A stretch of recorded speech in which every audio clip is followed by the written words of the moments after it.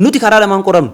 Mana amantaa keessatti akka nama amantaa kana jeequ yookaan immoo akka nama sanyummaatitti nu lakkaa'u jechuudha. Gaafa afaan keenyaan tajaajilamnu, afaan keenya sarbi nu godha, afaan keenyaan sarbi ta'uu barbaanna gaafa jennu akkasii nu ilaalu. Alatti immoo namoonni biraa immoo amaara nuun jedhu jechuudha. Isin amantaa biraatti kan isin hordoftanii Oromoo amantaan kun kan Oromooti miti maalodha karaa lamaan qoramna jechuudha. Alattis keessattis qoramna.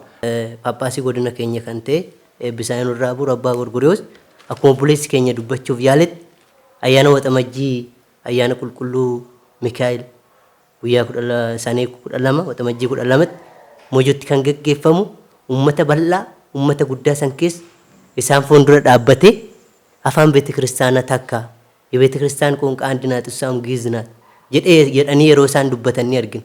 Baay'een isaa manni amantaa iyyoomtee nama ishii gaafatu dhabdee balballi ishii fi mooraan ishii otoo hin ilaalamin otoo hin qulqullaa'in waggaa hanga waggaatti kan cufamtee jirtu baay'ee isaaniiti jechuudha. Isa kanarraan kan ka'e manni amantaa har'a hanga girgiddaa ishii otoo hin ta'in baaxii ishii ol bahee rirmii fi iyyummaarraan kan ka'e diigamtee hanga kufuutti kan geesse lakkoofsi isaanii baay'eedha jechuudha. Namni illee muufiidhaan akka amantaa isaa gadhiisee deemu.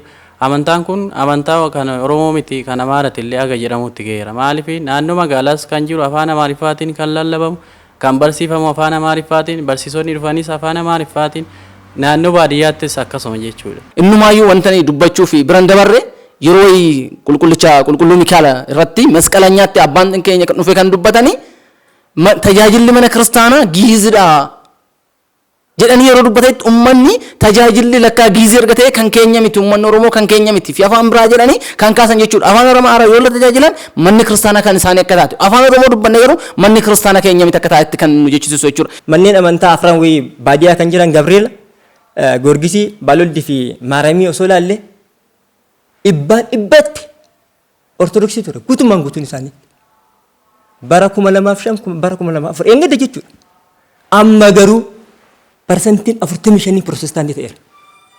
Sababbiin isaanii maal inni jenne hooyaannu afaan irraan kan ka'e. Jibbi guddaan eebbifama abbaa keenya biras jira jechuudha. Afaan kanaa wal qabatee afaan kun akka lafa hin qabanneef afaan kun akka hin dagaagneef tajaajilli wangeela afaan Oromoo akka lafa qabatee tajaajiltoonni afaan Oromoo baanii akka isaan hin mul'anneef uummata isaanii akka sirriitti gadi qabanii tajaajilleef jibbi guddaan hin jira jechuudha. Abbaa keenyarraa jalqabeetu jechuudha. Kun dhiibbaa maaliiti? Dhiibbaa afaan kanaan tajaajiluuf uummatatti dhiyaatanii tajaajiluu dhabuurraan kan ka'e waggoota baay'ee lakkoofsisee manni amantaa otoo uummata qabdu iyyeetti otoo ijoollee qabdu namni ishii gaafatu otoo namni ishii humna qabu ishii tajaajilu jiru tajaajila dhabdee iyyoomtee jirti jechuudha. Eebbifamoo abbaa keenya gaafataniiru. Bakka dhalannetti bakka itti guddannetti afaan Oromootiin haa tajaajiluu jennee gaafachaa jirra. Dachiin garuu kan Oromiyaati. Naannoon kan Oromiyaati. Garatti guddanni kan Oromiyaati. Kan nyaanni kan dhugnu kan Oromiyaati. Indi afaanuma keenya maaliif gaafanne? Gaafanneetu nuun kennan bedee biyyoo. Hin eeyyamamne afaan Oromootiin. Godinni kun iyyuu naannoo Oromiyaa keessaa waan jiru namatti fakkaatu jechuudha. Sababni isaa tajaajila irratti taa'amuu ilaalla. Afaan Oromoo dhorkamnee jirra. Tajaajilli afaan Oromoo hin jiru magaalaa keessatti.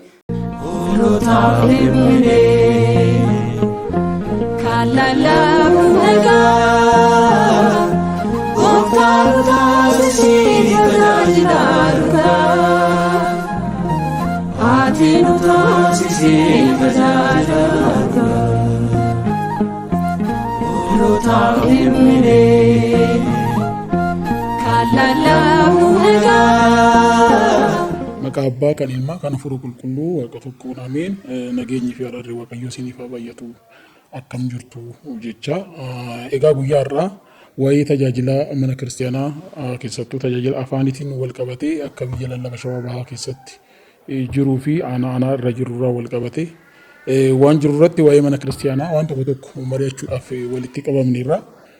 Kanaaf waaqayyo jidduu keenyatti argame jalqabaa hamma dhumaatti akka inni nu tiksu jecha afaan keenya keessarraa bahu akka inni nu eegu hayyamaa fi fedhasaa nuuf haa ta'u. Egaa keessummoonni keenya har'a dhuftanis iddoo garaagaraarraa kan dhuftanii tajaajila keessa warra jirtanidha. Tajaajila mana kiristaanaatiif warra ariifattanidha waan ta'eef jalqaba irratti maqaa keessanii fi eessarraa akka dhuftan nutti himtanii kallattiidhaan gara af-gaaffii keenyatti dabarraa jechuudha. Maqaan kiyya Darajjee Dureessaa jedhama. Maqaan kiyya Darajjee Dureessaa jedhama. Kan irraa dhufe bulchiinsa magaalaa Bishooftuu kutaa magaalaa Duukam aanaa Haqaaqiti jechuudha. Maqaan kiyya Barsiisaa Yohaannis Diikoo jedhama. biyya lallaba shawaabaa aanaa Adaamii Tulluu magaalaa Baatuutiin dhufe. Maqaan kiyyaa Faayisaa Xaasoodhama. Barataa Qulqulleetti Sillaasee waggaa baraffaati. Kanan dhufe magaalaa Mujuwaana Lumeetirraa jechuudha. Maqaan koo Daaqoon Dabalaa Dinquun jedhama. Kanin dhufe lallaba shawaabaa aanaa Dugdaarraayu. Maqaan koo Caalaa Boggaadhaan jedhama. Kan inni dhufe immoo godina Shawaabaa aanaa Adaamii Tulluu magaalaa Baatuurraa jechuudha. Maqaan koo Daaqoon Mukonnin jedhama. Kanan dhufe aanaa Lumee magaalaa Moyyootirraa.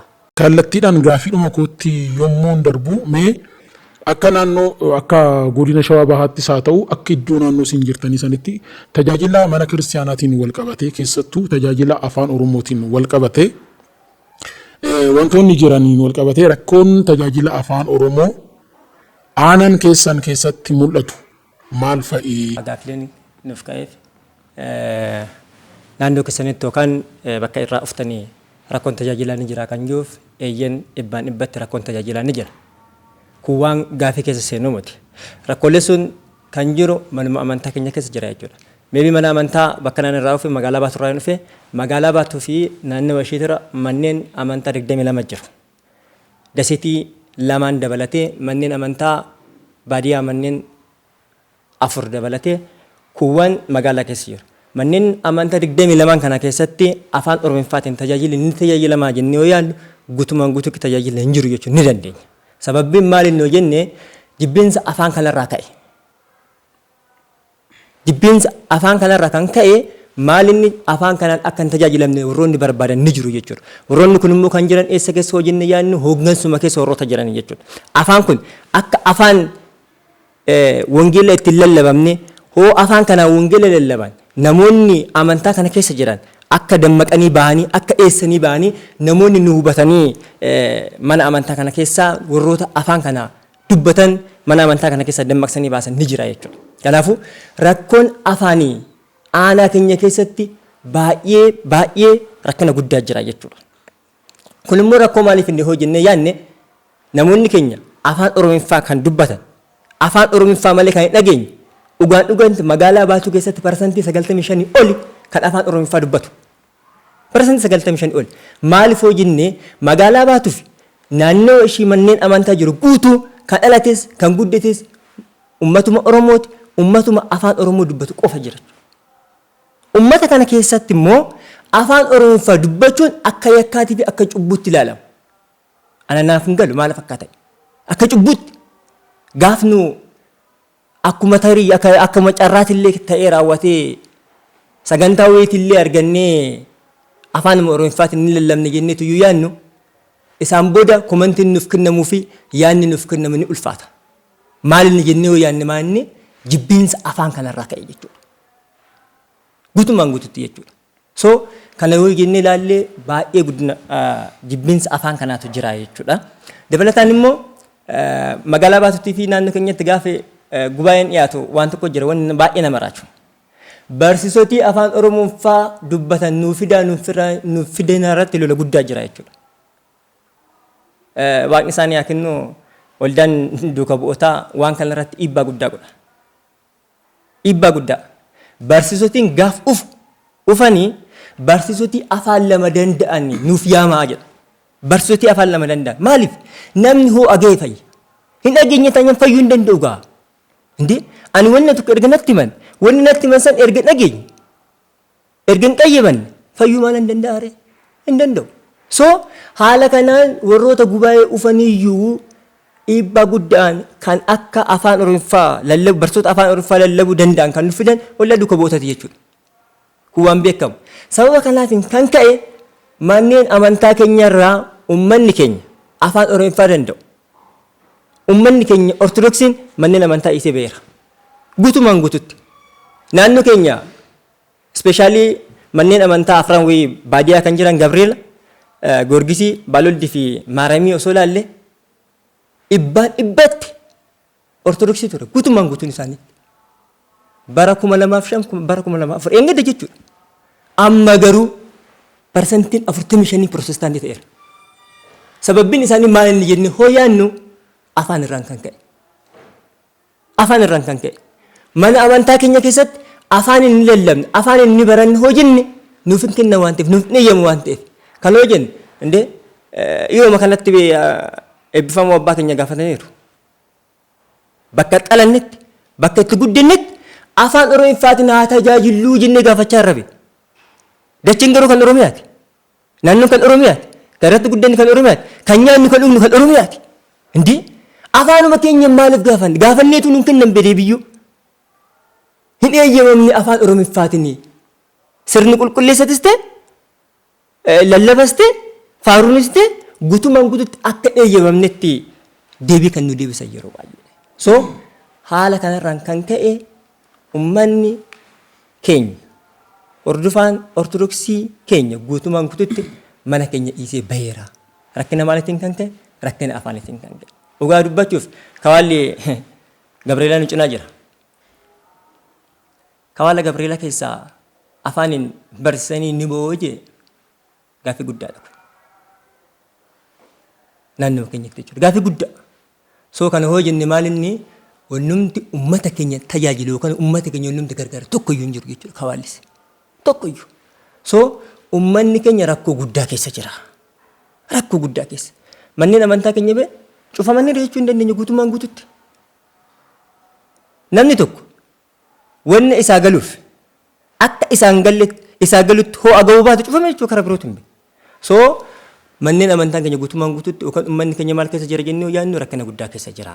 Waaqayyo siniif haa kennu jecha egaa akkuma jalqabaa maqaa koo ibse mana amantaa keessatti rakkoon tajaajilaa keessaayyuu toora afaan Oromootti akka aanaa dugdaatti maaltu jira kan jedhu irraa yoon ka'e akka aanaa dugdaatti manneen amantaa aanaan keenya qabdu keessa bal'aa isaarratti walumaa galatti jechuun akka danda'amutti rakkoo bal'aatu jira. Toora keessattuu toora afaan Oromootiin wal qabate akkuma beekamu aanaan dugdaa bal'inaan aanaa afaan Oromoo keessatti dubbatamu uummanni bal'aan uummata Oromoo keessa jiraatu ta'ee tajaajilli afaan Oromoo garuu qixa kanaan manni amantaa garuu kan uummata kanaa ta'ee afaan isaatiin itti dhiyaatee aadaa isaatiin uummata sana gidduutti argamee uummata tajaajiluu irratti rakkoo guddaatu jira. Kun walumaa galatti magaalaa aanaa irraa kaasee hanga sadarkaa baadiyyaa aanaa oddoo lafa manni amantaa jirtutti tajaajilli afaan Oromoo aanaa keenya keessatti rakkoo guddaan kan jirudha jechuudha. Egaa kun immoo rakkoodha jennee gaafa kaafnu rakkoon kun immoo dhiibbaa maalii uummataa fi mana amantaa irratti fide gaafa jennu manni amantaa sababa kanarraan kan ka'e toora magaalaatti afaan Amaariffaatiin oddoo tajaajilli kennamurraan kan hafe manneen baadiyyaa keessa jiran guutummaan isaanii cufamaniira jechuun hin dandeenya. Muraasa isaa ji'a muraasaan guyyoota lakkaa'aman keessatti ji'atti si'a tokko kan banamu akkasumas yeroo yaadannoo waggaa irratti deemamee uummanni kan dubbifamurraan kan hafe baay'een isaa manni amantaa iyyoomtee nama ishii gaafatu dhabdee balballi ishii fi mooraan ishii otoo hin ilaalamin otoo hin qulqullaa'in waggaa hanga waggaatti kan cufamtee jirtu baay'ee isaaniiti jechuudha. Isa kanarraan kan ka'e manni amantaa har'a hanga girgiddaa ishii otoo hin ta'in baaxii ishii ol bahee rirmii fi hiyyummaarraan kan ka'e diigamtee hanga kufuutti kan geesse lakkoofsi isaanii baay'eedha jechuudha. Kun dhiibbaa maaliiti? Dhiibbaa afaan kanaan tajaajiluuf uummatatti dhiyaatanii tajaajiluu dhabuurraan kan ka'e waggoota baay'ee lakkoofsisee manni amantaa otoo uummata qabdu hiyyeetti otoo ijoollee qabdu namni ishii gaafatu otoo namni ishii humna qabu ishii tajaajilu jiru tajaajila dhabdee hiyyoomtee jirti jechuudha. Kun karaa mana amantaatiin dhiibbaa mana amantaarra gahe yoo ta'u karaa uummataatiin immoo har'a kaleessa uummanni mana amantaa keessa jiru ijoollee sanbataatiin faarfatu jennu sababa namni afaaniin itti dhiyaatee isaan tajaajilu dhabameef har'a isaan kaan mana amantaa biraa keessatti isaan kaan immoo amantaa isaanii gatanii dhiisanii yeroo isaan dirreerra deemanii fi akka nama mana amantaa hin beeknetti yeroo isaan socho'an hin mul'ata jechuudha. Kun dhiibbaa tajaajilli afaan isaatiin uummanni tajaajilamuu dhabuurraan kan ka'e aanaa keenya irratti mul'ataa jirudha jechuudha. Egaa akkuma waliigala aanaa keenyaatti gaafa fudhannu isaan kanaaf kan kana fakkaatan baay'een isaa dhiibbaa mana amantaa keenya irratti kan geessise ta'uusaa kaasuun barbaada. Carraanaa kenname kanaan yaada koo kanarratti kana kaasee namni kaleessa mana amantaa keessa ture oddoo jirrutti lafa arginetti ani fakkeenyaaf barsiisaa karaa addunyaas barsiisaan ture yeroo dheeraa baadiyyaa keessatti nan beeka barattoonni koo yeroo isaan walitti qabnu sanbata yeroo isaan walitti qabamanii faaruu qo'atan kaleessa gaafa afaan isaaniitiin fuuldura dhaabannee tajaajilu yeroo isaan itti gammadanii dhufanii faaruu nurkaa fuudhanii faarfachuutti faaruu qo'achuutti deeman waan akkasiitu ture. Har'a immoo sababoota garaa sababeessuudhaan namni carraa akkanaatiin bira dhaqu gaafa dhabamu ijoolleen sun har'a eessa jiru jenne bakki isaan jiran iddoo isaan kan hin beekamnee fi amantaa maal akka isaan himatan illee namni yaadachuu kan hin dandeenye irra gahamee jira jechuudha. Kanaaf kun nun iddoo jirrutti Waaqayyoon gaafa saba dachee kanarratti uumu seera uumamaa boqonnaa 2 lakkoofsa 6 hanga 7 irratti gaafa dubbifnu nama akkasii yookaan qomoo akkasii yookaan akkasii jedhee uumne Waaqayyoon nama uumee jedha. Nama kanarraa namni uumame nama wal horee babal'ate. Sababni qomoon itti uumameef ijoolleen Yaaqoob naganni Israa'el 12 gaafa bahan isaan kunuyyuu nama dhalate maqaan mogga'ee sanarraa namoonni sarraa horaman lakkaa'ame malee namni akka kanatti walirraa fagaatuudhaaf hin uumamne. Tajaajila afaanii gaafa fudhanne immoo Addaam gaafa uumamu uumamoota uumame wajjiniin Eden gannat keessa gaafa jiraataa ture afaaniin walii galaa turanii jedha. Kana fakkeenya gaafa fudhanne bofti Heewaan wajjin gaafa dubbattu afaaniin walii gali waan ta'eef afaaniin itti dubbattee afaaniin walii galanii ishiin dogoggorte jechuudha. Kanaaf afaaniin ilma namaatii kenname kan ittiin walii galan, kan ittiin wal dhagaan, kan ittiin Waaqayyoon galateeffatan, kan ittiin uumaa isaanii beekani malee nafaan tokko gadi bu'ee afaan tokko ol ka'ee isa kanaa yoo dubbatte malee fuula Waaqayyootti hin miidhagdu yookaan hin bareeddu jedhamee kan itti moggaafamu hin turre jechuudha. Sun hafeetu har'a ilmi namaa afaan akka garaagaraatti isaa uumamuuti afaan sababa garaagara ta'ee uumame afaan sana sababeeffatee ilmi namaa immoo dhiibee fuula Waaqayyoo irraa wal balleessaa jira jechuudha. Kun deemee fuula Waaqayyoo fuulduratti ilmi namaa Waaqayyoon fakkeenya isaatiin uume manni Waaqayyoon Sillaaseen fakkeenya isaatiin uume manni qulqullummaa Waaqayyoo sun har'a dirree irratti oddoo garaagaraatti badee argamee jira jechuudha. Kun dhiibbaan afaan irratti geessise ummata Waaqayyoo irratti ammana kan jennu waan hin taaneef.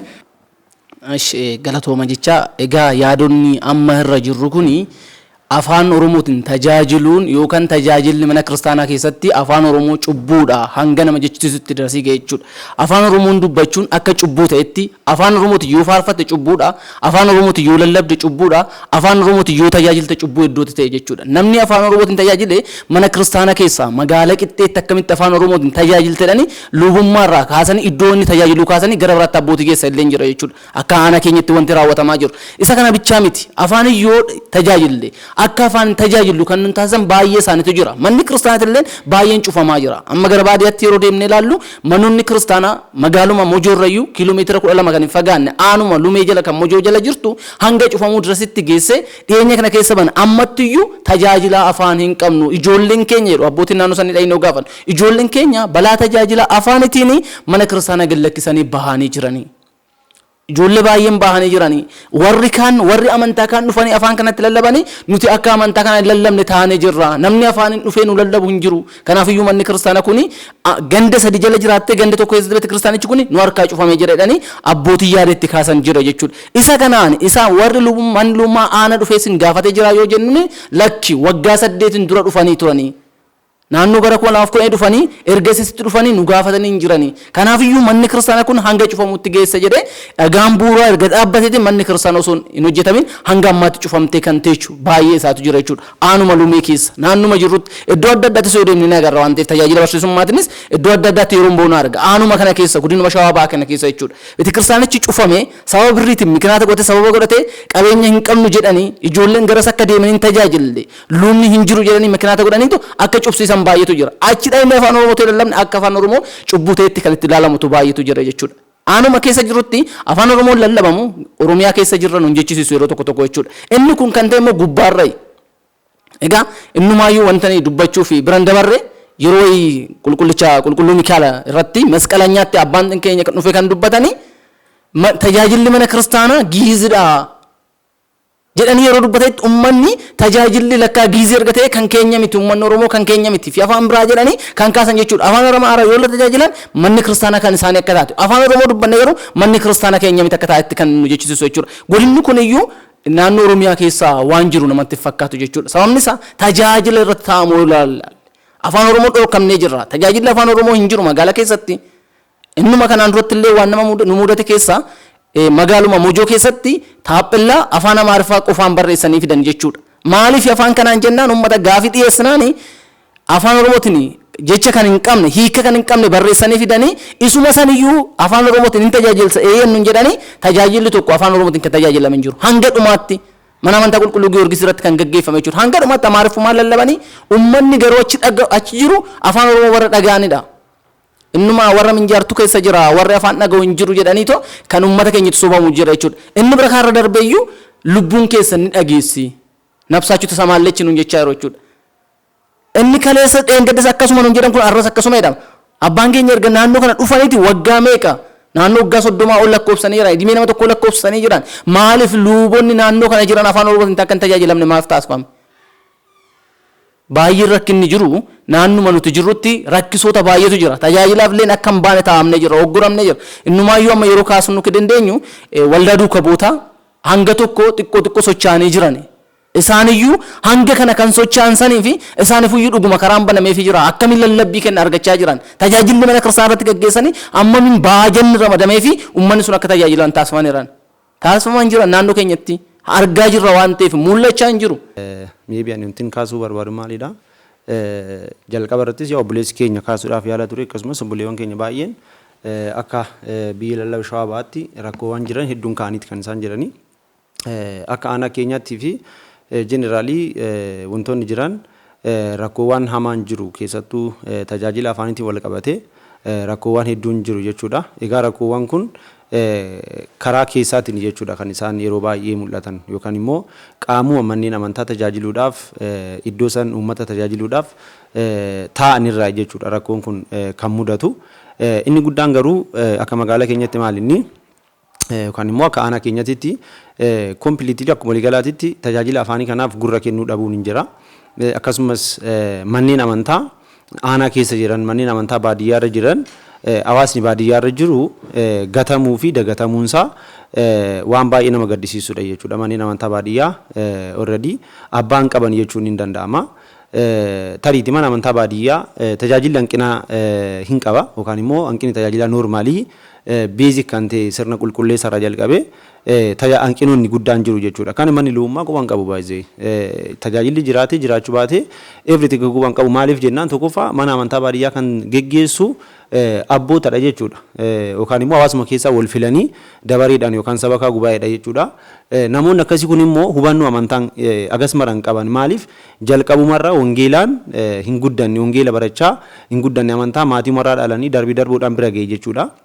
Kanaaf jalqaba hundeerraa sirriitti waa'ee amantaa isaanii hubannoo waan hin qabneef akkasumatti geggeessu jechuudha. Amantaa akkuma siyaasa geggeessa seentii geggeessu sababa kanaan luboonni yeroo baay'ee rakkatu jechuudha mana amantaa baadiyyaa tajaajilu garuu kan ammoo manni luummaa aanaa keenyatti quban qabu baay'ee sadarkaa dhuunfaattis hojiin dubbachaa turre akka ijoollee manneen amantaa baadiyyaas jennee hojiin hin kominikeet gochaa turre already kanadha. Kanarra darbee garuu maalidha kan ta'u furuu caala manneen amantaa baadiyyaarra jiran rakkoo furuu caala yeroo ijoolleen magaalatti dhufanii manneen amantaa baadiyyaarratti rakkoon furamuu qaba jedhanii gaafa dubbatan ijoollee dhimma kanaaf socho'an san baadiyyaatti sabakaa gosa biratti akka isaan fudhataman arganneef maqaa balleessuu fi ijoolleen kun baadiyyaallee dhufan fudhatamaa kan qabne aanaan akka ugguree minaan wantoota akkasii kana okkora adda addaa geggeessu yoommoo abbootiin baadiyyaarra qindaa'anii gurmaa'anii sabakaa gubaa irratti ta'uu danda'a mana luummaa irratti ta'uu danda'a gaafa gumguman taabota faasin irraa fudhannaa manniin cufamaa tsellaati keenya dhufnee fudhannaa wantoota akkasii dubbachuudhaan abbootii baadiyyaa waan beekne kana sosodaachisuudhaan wantoota akkasii darbee mul'ata jechuudha baay'inaanii. Inni biraa akka magaalaattis rakkoo gurguddaan hin jiru. Manuma lubummaatirraa jalqabee hubannoon jiru guddaan maalidha isinti fakkaate manni lubummaa aanaa keenyaa akka magaala baatutti hawaasni magaala baatu keessa jiru parsantaan 90 aga 95 namoota afaan Oromoo hin dhageenyidha jedhaniiti kan isaan amanan jechuudha. Sabni biraan jira saba kaabaa akkasumas immoo saboonni biraa guraageen everything namoonni baay'een jiru. Kuni magaala kam keessa iyyuu jira namni baay'ee magaala kam keessa iyyuu sabaaf sablammiin hin jiraata garuu aga barbaade sabaaf sablammiin biraallee jiraatu aga afaan yookaan duudhaa nama magaalaa sanatti dhalatee guddatee san dhiibu gingaa jedhamee yaadamu jechuudha. Kanaafuu parsantaa 20 hin caalu parsantaa 15 hin caalu afaan Oromoo dhaggeeffatamu jedhameeti yeroo baay'ee kan dubbatamu jechuudha. Kun immoo mana lubummaa irraa jalqabee aga gadi bu'ee barattoota dilbataa aga hojjettoota manneen amantaa biiroo sadarkaadhaan jiraniititti yaanni kun bira hunda isaanii bira hin jira jechuudha. Kana jechuun maal inni parsantaan 20 sunu baduuf akka qabu irratti hojjetan fakkaata jechuudha. Parsantaan 20 sunu parsantaan 20 sun bar afaan isaatiin yoo barate afaan isaatiin yoo leenji afaan isaatiin yoo tajaajilame koo parsantaan 20 sun 40 tol guddata 60 tol guddata bar. Kanaafuu isa san guddisuu caala silaa ishee nuti xiqqoodhaa badduudha fakkaata hojiin jaraa jechuudha. Kanaafuu wantoonni kun rakkoo gurguddaan hin jiru jechuudha. Ani nan yaadadha yeroo magaalaa baasutti tajaajilu yeroo waardiyyaadhaan ari'amaa turre jira jechuudha. Waardiyyaadhaan mana amantaa keessaa baafamee beekaan umrii kiyya kanaan bara 2007 bara 2008 waardiyyaadhaan mana amantaa keessaa baa jedhamnee beekna. Even dhiyeenyuma kana baruma 2014 yeroo waldaan keenya waldaan duuka bootaa yeroo hundaa'uudhaaf sosocho'utti fa'aa yeroon itti ari'amaniif baafaa hin jiru jechuudha. Akka miseensota waldaarraa akka hubadheetti jechuudha. Ammas gaa aanaa san keessatti tajaajila afaanii kana daran lafa qabsiisanii hojjechaa kan jiran waldaa duuka bootatti dhugaa dubbachuudhaaf waldaan duuka bootaa aga danda'an aga humna isaatiin baadiyyaas magaalaas daaqontootni akka dandeettii isaaniitiin baadiyyaa deemaa manneen amantaa cufaman tajaajilaa kan jiran daaqontoota jechuudha. Maayiluu ummaa oduu isaatuun qabu jechuudha baay'ee magaalaa keessas akkasuma jechuudha. Kanaafuu sirni sun har'as ifaan ifatti jiraachuu baatu garuu keessa wantoonni akkasii sun baay'een isaanii hin mul'atu jechuudha. Tajaajila wangeelaatiin wal qabatee tasuma wangeelli lallabamu magaalaa keessatti. Bakka wangeelli lallabamu darbee namootuma gaafii afaanii kana gaafatan maal gaafa argan waltajjiitti gaafa argan fakkeessuudhaaf yookaan immoo qaamni mootummaa kan gaafanneef fakkaatanatti akka kiyyaatitti jechuudha. Uummanni akka fayyuuf yookaan immoo yaadanii ummataaf yaadanii itti amananii wangeela afaaniin barsiisuun ummata kana hin tursiisa ummata kana akka isaan gaabbii galan hin godha jedhanii osoo hin taane gaafii kana deebisuuf osoo hin taane qaamni biraa kan hin gaafanneef yookaan qaamni mootummaa kan gaafanneef qaamni tajaajila afaanii gaafatu kun mootummaa birallee osoo dhaqe kinoo dubbanneerra jechuudhaaf maqaa abbaafa jedhu jechuudha. Maqaa abbaafa jedhu. Kanaafuu kun immoo jibba guddaadha jechuudha. Jibba guddaan qeeqa afaan irratti yookaan immoo jibbi guddaan afaaniif qaban baay'een bal'achuunsaa kun rakkoo guddaa ta'eeti kan jiru akka aanaa keenyatti jechuudha. Eebbifama abbaan keenya Abuna Gorgoriyoosis eebbisaa inni irraa buluuti magaalaa baatu hin taa'u yeroo baay'ee kawaalli guddaan achi hin jira waan ta'eef jechuudha. Hin argan naqaamanis akka isaan nutti himanii fi gochi isaan taasisan garaagarummaa guddaa qaba jechuudha. Gaafa bira deemnee nutti dubbatan akka waan tajaajila kanaaf halkanii guyyaa dhamaanii yookaan tajaajila afaan Oromoo qabsiisuuf akka dhamaaniitti kan isaan nutti dubbatan. Garuu gochaan immoo gaafa agarru waliin argatu jechuudha. Waliin argatu. Kanaafuu jibbi guddaan eebbifama abbaa keenya biras jira jechuudha. Afaan kanaa wal qabatee afaan kun akka lafa hin qabanneef afaan kun akka hin dagaagneef tajaajilli wangeela afaan Oromoo akka lafa qabatee tajaajiltoonni afaan Oromoo baanii akka isaan hin mul'anneef uummata isaanii akka sirriitti gadi qabanii tajaajilleef jibbi guddaan hin jira jechuudha. Abbaa keenyarraa jalqabeetu jechuudha. Kanaafuu dogongoroonni gurguddoon akka magaalaa keenyatti jiran ilaalchi isaan qaban guddaadha jechuudha. Kan ammoo ditteel qaamni kamiyyuu hubachuu kan qabu baay'ee caasa mana kiristaanaa keessas kan jiru. Caasaa mootummaa keessas kan jiru hubachuu kan qabu sirna darbe keessattis manni amantaa duudhaa fi afaan Oromoo duwwatti harkifamuu isaa kufuu isaatiin manni amantaa gahee guddaa taphatteerti jedhee nama parsanaalii jechuudha.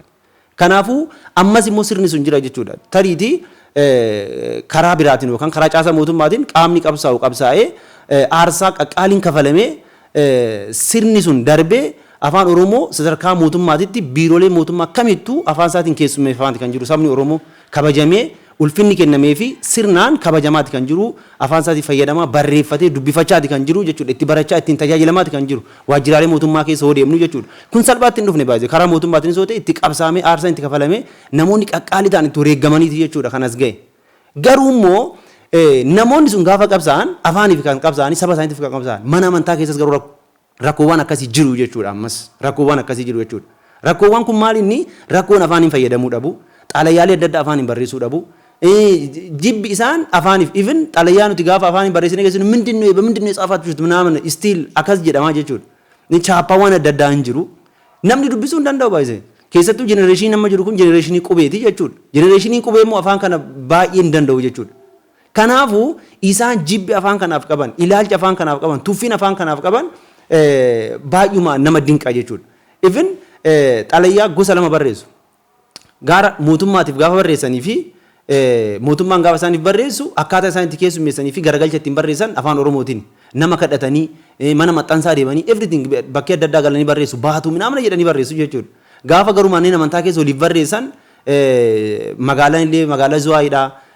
Akkasumas immoo barreeffamni barreeffamu Aariffaa afaan isaan fayyadamu jechuudha. Kuni already completely on definition biraan qabu jibbaa jechuudha. Jibba.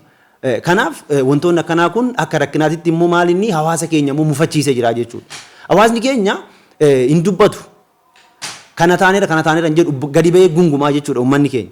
Kanaaf uummanni keenya sababa kanaan ijoolleen kaleessa wajjin tajaajilaa turre baadiyyaa irrattis magaalaa irrattis ani umrii kiyya kanaan ijoolleen kaleessa mana barataa dilbataa wajjin tajaajilaa turre ijoolleen mana barumsaa wajjin barachaa turre ijoolleen hedduun isaanii sadarkaa umrii kiyyaan jiran dargaggummaarra jiran baay'een isaanii waan biraa keessa galanii jiru jechuudha. Amantaa biraa keessatti kan isaan mul'atan yookaan immoo amantaa galma biraa keessa yookaan adaraash biraa keessa kan isaan jiranii jechuudha har'a irratti. Kanaafuu kun immoo maal inni yoo jenne rakkoo guddaa tajaajila afaaniitiin wal qabatee jirudha jechuudha. Nuti karaa lamaan qoramnu. Mana amantaa keessatti akka nama amantaa kana jeequ yookaan immoo akka nama sanyummaatitti nu lakkaa'u jechuudha. Gaafa afaan keenyaan tajaajilamnu, afaan keenya sarbi nu godha, afaan keenyaan sarbi ta'uu barbaanna gaafa jennu akkasii nu ilaalu. Alatti immoo namoonni biraa immoo amaara nuun jedhu jechuudha. Isin amantaa biraatti kan isin hordoftanii Oromoo amantaan kun kan Oromooti miti maalodha karaa lamaan qoramna jechuudha. Alattis keessattis qoramna. Kanaafuu kan ammoo jarri beeku. Baay'ee qaamni dhimmi ilaallatu hunduu hin beeku jechuudha. Kana garuu sirreessuun isaaniif mataa booma wal fakkaatee hin beeku. Kanaafuu wantoonni akkasii kun diitteel rakkoon gurguddaan kun magaalaa baatu keessatti sirriitti kan isaan mul'atanii tariitii kawaalli guddaan akka godina Shawaa Bahaatti kawaalli hin jira jedhanii harki rukutamuuf miidiyaa irratti guyyaa kana guutuu maxxansaa oolan kawaala Gabreelaati jechuudha. Kawaala guddaa Gabreelaati kolleejjii Afuurawaati. Garuu immoo aanaalee 12 godina Shawaa Bahaa keessa jiran keessa immoo amantaadhaan lakkoofsi xiqqaan kan jiru immoo godinuma san keessa aanaa san keessa jechuudha.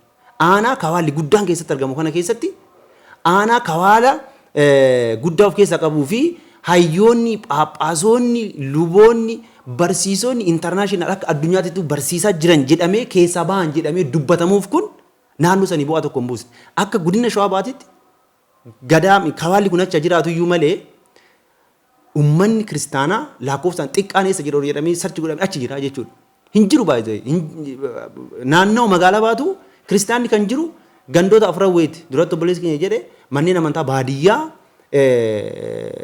Gabreelaa ganda gaalii migiraa kan jedhamu jira akkasumas immoo Raasaa Qonxolaa Maxalii Minaamin kan jedhamu jira manneen amantaa kana qofaadha jechuudha. Kiristaanni karas kan jiru akkuma aanaa keenyatittu aanaan keenya aanaan gandoota 37 ol of keessaa qaba. Gandoota 37 kana keessaa manni amantaa Ortodoksii mana amantaa kan ishiin qabdu gandoota 4 qofarraa jechuudha. Gandoota 33 olirraa mana amantaa hin qabnu jechuudha. Kana jechuun kompiliitilii kiristaanni hin jiru jechuus miti. Jiraachuu danda'u. Garuu namni abbaa kanaa jedheen hin jiru jechuudha. Garuu kawaalli guddaan immoo isa jira aanaa san keessa. Kan itti fayyadamu eessaa dhufeeti kaabaa dhufee kibbaa dhufeeti jechuudha kan itti fayyadamu. Ijoolleen keenya hin jiranii jechuudha. Ulaagaaleen ittiin seenan kan gaafatan aqwaaqamtichi ilaalla, duggaatichi ilaalla, mintichi ilaalla, qineetichi ilaalla jedhanii kan gaafatan. Ijoolleen keenya eessatti kan isaan qinee baratan? Eessatti kan isaan aqwaaqamee baratan? Kanaafuu karaalee masfartii ijoollee keenya ittiin akka isaan hin seenne ittiin godhanidha. Kun immoo qumaara yeroo dheeraa ittiin taphachaa turanidha jechuudha. Kanaafuu kawaalli kun achi keessa jiraatu iyyuu malee uummata naannoo sanitti waa takka illee fayyadne jechuudha. Magaalaa keessaa kiiloomeetira 2 baanaan amantaa musliimaati. Gamanaan jechuudha. Kaabaanis bahaanis dhiyaanis baanaan garaa silaa karaa bahaatiin haratu jira waan ta'eef karaalee daarekshinii sadaniin baanaan amantaa musliimaatiitu jira jechuudha. Magaalaa keessa immoo protestaantiin kontirool godheeti kan jiru. Uummanni hin jiru jechuun hin danda'ama baay'ee. Garuu harki kan rukutamuuf yeeliqaawwanti minci minaaman jedhamee kan rukutamaa fi oolu magaalaa baatuutiif jechuudha. Kanaafuu wanta hin jirre ispoonsara adda addaa ittiin barbaadaniitu magaalii ittiin sassaabachuudhaaf jedhanii barattoota iddoo adda addaatirraa walitti funaananii fidaniituma ittiin bayyata ittiin qabachuudhaaf jedhaniituma kan dubbataniin alatti sobadha jechuudha wantoonni jiran. Meebii boodarra yoo walitti deebine waa'ee ditteel waa'ee gadaamii keessa jiru ditteel waliin dubbachuu hin dandeenya jechuudha. Kanaafuu rakkinoonni gurguddaan akkanaa kun nuti Ortodoksiin Oromoo taane keessattuu mana amantaa keessaa mufannee akka bahu nu godhee jira jechuudha. Nuuyyuu bahuudhaaf caafirra jirra baay'ee waan biraa dhiisaati. Nuuyyuu chaalenjiin achi keessa jiru dabni achi keessatti godhamu shirri achi keessatti xaxamu shirri afaan Oromoo xaxamu achi keessatti taasifamu gaafa nu laphee qulqulluudhaan abboota keenya jennee itti dhiyaannee gaafa nu deebisanii shirri isaan irratti xaxan nuuyyuu mana amantaa san keessaa akka dhiisnee baanu kan nu godhaa jirudha jechuudha. Even unkaan namoota xiqqoo hubannoo amantaa qaban namoota baadiyyaa jiran dhiisaati jechuudha. Kanaafuu rakkinoonni gurguddoon akkanaa kun immoo hagam furamnetti manni amantaa keenya yookaan immoo amantaan Ortodoksii Itoophiyaa itti fufiinsi ishii ana kiyyatti parsanaa na shikkisiisa jechuudha. Namni boru amantaa kana dhaalu hin jira na jechisiisa jechuudha. Kanaafuu jenereeshiniin irratti hojjetamuu qaba waan jedhuun qabaan akka kiyyatti galatooma. Egaa akka godina Shawaa Bahaatti yaadota baay'ee obboleewwan keenya kaasanii jiru. Ani akka ana lumee fi magaalaa Moojootti yaadota baay'ee kaasuu hin danda'a. Tajaajila afaan Oromootti wal qabatee quuqamni baay'een nu harka jira garuu galmaan ga'uu hin dandeenye. Akka ana keenyatti hooggantoota gubbaarra kee aga godaatitti aga barataa sanbataa'itti iddoon afaan kanaaf kennamu iddoo xiqqaadha. Maaliif akka ta'e naan galle. Akka caaseffama yeroo ammaatitti bulchitoonni mana amantaa kamiyyuu afaan lamaan ni danda'a jedhamanii kan qaxaraman ni jiru. Garuu yeroon isaan afaan kana dubbatan tokko illee argee hin jiru. Kanaaf kun immoo kan mul'atu kan inni argisiisu afaan kanaa fi iddoo xiqqaa kennuudha. Uummanni yeroo afaan kanaan barate akka waan gibbii dhabee deemu kan itti fakkaatu jira. Inumaa kan na ajaa'ibsiisu keessaan yeroo tokko tokko gaafa ayyaanonni kabajamu barsoonni afaanii ramadamanii hin jiru. Haa xiqqaatus haa guddatus akka magaalaa keenyatti fakkeenyaaf manneen amantaa magaalaa keessatti jiraatan manneen amantaa biran tokko barsoota afur qaban. Isaan keessa barsiisaan afaanii tokko ni jiru. Kunis gaadha yoo jenne miti parsantii 25 barsiifamu barsiisaan afaanii sun kan inni barsiisu. Gaafa uummanni argamu afaanuma saniin barsiisu. Uummanni kan argamu gaafa sanbata guddaati. Sirna galatoon booda uummanni yeroo baay'ee kan argamu isaan irratti barsoonni sun yeroo hunda lallaban yeroo hunda argiyatti haal takka yoo argatanidha jaarran kun. Kun immoo kan argisiisu afaan kanaaf iddoo xiqqaa kennuudha. Inni biraa yeroo ayyaanonni gaggeeffamu afaan inni kanaan lallabamee hin beeku. Uummanni koosimmoonni ni jiru jedhu kana sababeeffatu yeroo baay'ee koosimmoonni naannoo biraati irraa dhufu affeeraman jedhani qaamni affeeramu sun garuu afaan kana osoo hin barsiisin osoo hin dubbatin yeroo inni itti bu'u ni argina jechuudha. Kun immoo maaliifi? Yaa xiqqaatu yaa guddatus barsiisaan afaanii osoo achi dhaabbatee jiru barsiisaan afaaniif jedhame sun afaan lamaanuu osoo barsiisuu danda'u maaliif afaan tokkoon gaggeeffama? Kana yoo hubannu ilaalchi isaan qaban xiqqaadha jechuudha afaan kana bulchitootuma gubbaatirra. Akkasumas paappaasii godina keenya kan ta'e Eebbisaayinuu Irraabuu Abbaa Gorgoriyoos akkuma buleessi keenya dubbachuuf yaaletti ayyaana waxamajjii ayyaana qulqulluu Mikaa'el guyyaa sanee 12 waxamajjii 12tti Moojootti kan gaggeeffamu uummata bal'aa uummata guddaa san keessa isaan fuuldura dhaabbatee afaan beetikiristaanaa takka የቤተክርስቲያን ቋንቋ አንድ ናት እሷም ግዕዝ ናት jedhanii yeroo isaan dubbatan ni argina. Kun immoo maalidha? Dhuguma uummata saniif kuni bifa pozitiivatti ni geessa. Uummanni yeroo san dheengaddaaf kaleessa waldaan duuka bu'oota carraaqqateen ijoollee keenya sababa afaanitiin mana amantaa gallakkisanii ba'an gara kanatti simachuudhaaf ijoollee muraasa nu deebisee ture. Garuu gaafa kana isaan dhagaan ammas manni amantaa teenya afaanuma san waaqessatti jedhanii yeroo isaan deebinuu deebisan ni jiru. Kun immoo ammas bakkuma kaleessan jira. Ilaalchi akkanaan kun ilaalchi kaleessa jiru sun arras numa jira. Ani dhugumaa yeroo tokko na ajaa'iba. Fakkeenyaaf gaafa ayyaana Phalaqliixoos yookaan ayyaana Hafuura Qulqulluu gooftaan keenya Yesuus Kiristoos kuma hojii duuka bu'oota boqonnaa 2 irratti argannu san duuka bu'oonni yeroo jalqabaate afaan tokkoon barsiisa kan ture afaan 71 dabalee fi afaan 72 kan godhee fakkiin uummata barsiisee gara mana amantaatti deebisee foon fi dhiiga gooftaa keenya Yesuus Kiristoos fudhatuun. Bakka kanan dubbisneedha abbootiin yeroo kana akkatti dubbatan kun tiksii kana eessan naqanii tiksii kana kan lallaban isaan gaafuma san gaafa sanoo lallabanii bu'an beetikiristaana aandinaat jedhu bakka beetikristaan takka dhugaadha takka takkummaa ishee hin beeyin garuu immoo afaan tokko yoo lallaban uummanni tokko ta'uu danda'a. Kanaaf quuqamni uummata Oromoo ni quuqamu garuu waan san dhugaatti baasuu hin dandeenye uummanni Oromoo arras yeroo tokko ni argina waldaa duuka bu'oota wajjin ni hirmaan ayyaana dirree masqalaa fi cuubbatti uummanni haadholiin abbootiin faana yeroo isaan hirmaatanii ijoollee koo nu jirtu sin duuka jirra nuuf jabaadha yeroo isaan jedhan ni jiru. Garuu immoo qaamni bulchitoonni hooggantoonni eeggadha afaan kanaaf iddoo hin kennine afaan kanaaf eegga bakka hin laanne uummanni sun beetoo akka barbaadutti waaqeffachuus hin dandeenye akka barbaadutti sagalee waaqayyoos birachuu hin dandeenye.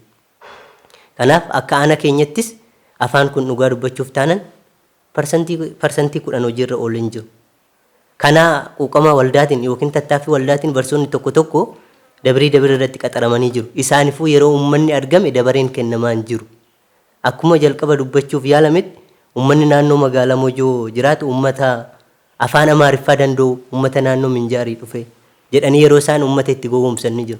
Kun sobaadha. Nutis achuma jiraanna achuma argina baay'inni uummataa yeroo tilmaamamus yoo laalamus uummatuma afaan kana dubbatudha. Garuu isaan jibbinsa afaan kanarra kan ka'e tuffii afaan kanarra kan ka'e afaan kanaaf iddoo waan hin laanneef fakkeessuudhaaf jechoota kana yeroo dubbatan ni jiru.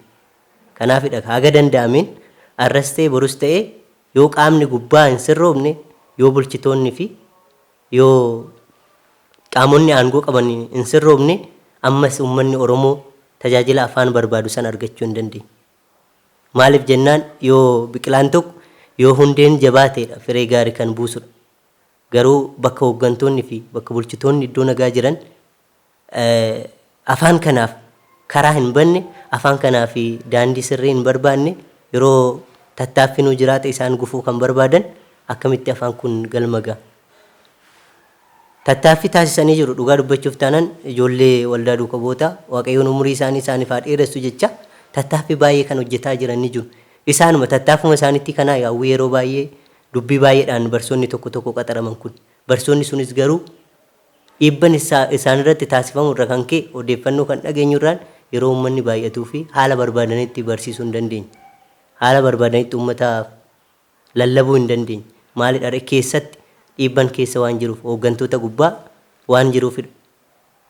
Silaa afaan lachuu hin danda'ama jedhanii maddabamanii jiru. Bulchitoota mana amantaa qabatti ramadamanii jiru. Garuu gaafa afaan isaanii hin dubbatan tokko irra hin nageenyamu.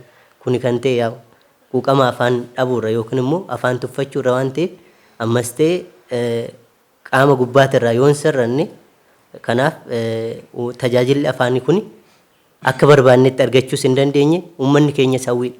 Dheengaddas kaleessas sababa afaanitirraa kan ka'e obboleewwan baay'ee dhabnee jirra amantaa kanarraa akka hojii isaaniitiin yookiin akka beetekiristaana keessatti taasifamu ilaalchi jiru nutuu qaata mana amantaa keessa ba'an. Garuu carraa argannetti sagalee xiqqoo sagalee waaqayyoo waan baranneef waaqayyo guyyaa tokko guyyaan hunduu waaqayyo biratti guyyaan tokko guyyaa waan hawwine arganne jennee agaarraa quuqama kanaan yookiin waaqayyoon kadhachaa eenne irraa ammas ta'e waaqayyoon guyyaa isaa akkuma guyyaa kanaan mana isaa keessatti nu turfate guyyaa tokko hawwii keenya nuuf guuta jennee jabaannee dhaabbannee obboleewwan keenya sanis haga danda'ametti sagalee waaqayyoo yeroo hamma humna keenya laannee fi mana keessatti tursiifannee guyyaa waaqayyoo abdiidhaan eegganna. Tajaajilli afaan Oromoo maal fakkaata yoo jenne baay'ee gadi bu'aadha.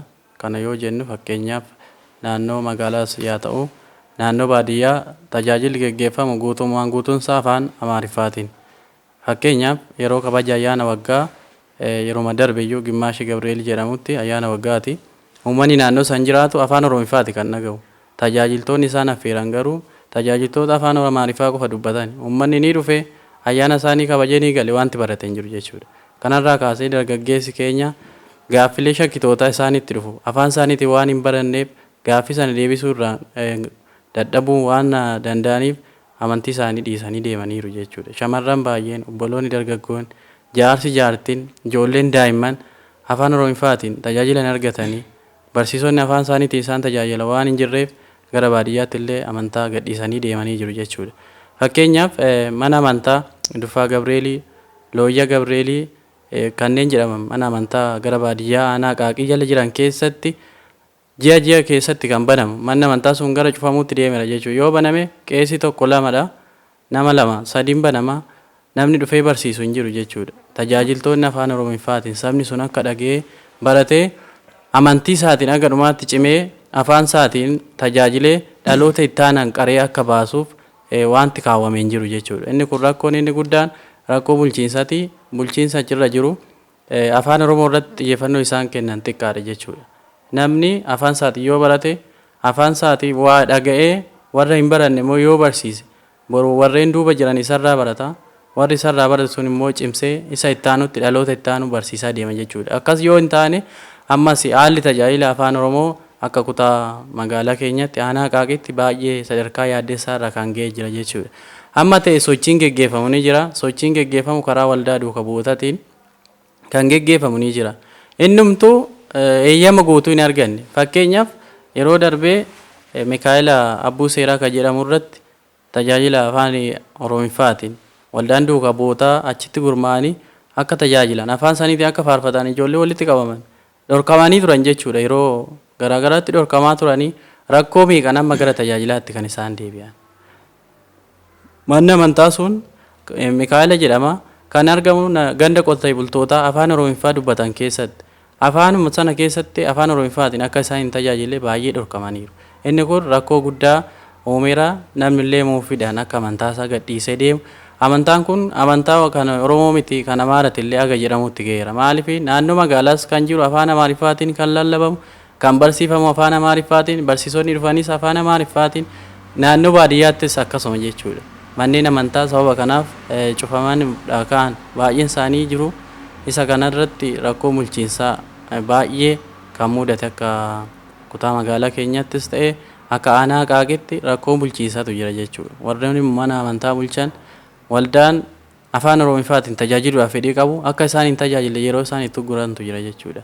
Inni kun rakkoo guddaa uumeera. Afaan ofiitiin barachuun immoo aadaa ofii fi amantaa ofii wal simsiisanii waliin deemuun amantaa ofii jabaachuudha. Nama hin baranne illee akka isaan baratan taasisuudha waan ta'eedhaaf inni kun rakkoo guddaa ta'ee jira. Waaqayyo furmaata akka nu laatu Waaqayyo kadhannaa.